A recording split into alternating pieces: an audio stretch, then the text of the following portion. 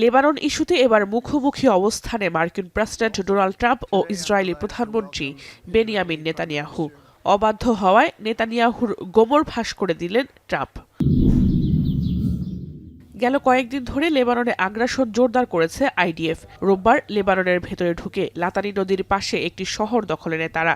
Israeli পতাকা উড়ায় ঐতিহাসিক বিউফোর দুর্গের উপরে। এমনকি রাজধানী বৈরুতে হামলার হুঁশিয়ারি দেন ইসরায়েলি প্রধানমন্ত্রী। ইসরায়েল লেবানন চরমে উত্তেজনার মধ্যস্থতায় এগিয়ে আসেন মার্কিন প্রেসিডেন্ট। ফোনে কথা বলেন নেতানিয়াহু ও হিজবুল্লাহর সঙ্গে। ট্রাম্পের ফোন কলের পর আংশিক যুদ্ধবিরতিতে রাজি হয় হিজবুল্লাহ।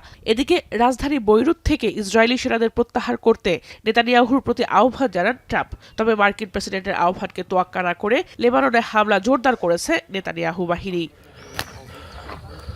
তবে লেবাননে আগ্রাসনের লাগাম টানতে রাজি নন ইসরায়েলি প্রধানমন্ত্রী।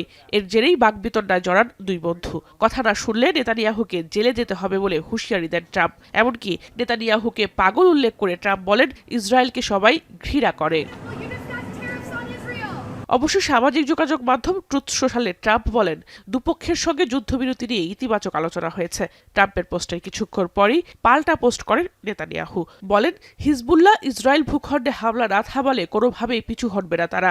এমনকি বৈরুতে আক্রমণ চালানোর বিষয়ে অনড় অবস্থানে নেতানিয়াহু ও তার প্রশাসন। লেবানন ইসরায়েলের চলমান সংঘাতে উদ্বেগ জানিয়েছে জাতিসংঘ। We urge all actors to respect the cessation of hostilities and avoid further escalation. We condemn all the loss of civilian lives.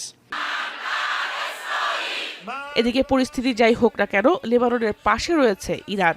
এমন স্লোগানে লেবাননকে সংহতি জানিয়ে রাজপথে নেমেছে তেহরানের কয়েক হাজার মানুষ। متوجه نمیشن زبون زور باید بالا سرشون باشه جنگ فقط اینکه بزنن تا نابودی و انتقام دیگه به خاطر اینکه ما از اول هم گفتیم که ما همراه لبنانیم لبنان رو رها نمی‌کنیم کنار لبنانیم و قطعا این به نفع خواسته همه مردم ایران هم همینه دقیقاً তবে যুদ্ধবিরতিকে বুড়ো আঙুল দেখিয়ে লেবাননের দক্ষিণাঞ্চলে হামলা চালিয়ে যাচ্ছে আইডিএফ। জোহরা ভুইয়া, এখন বিশ্ব।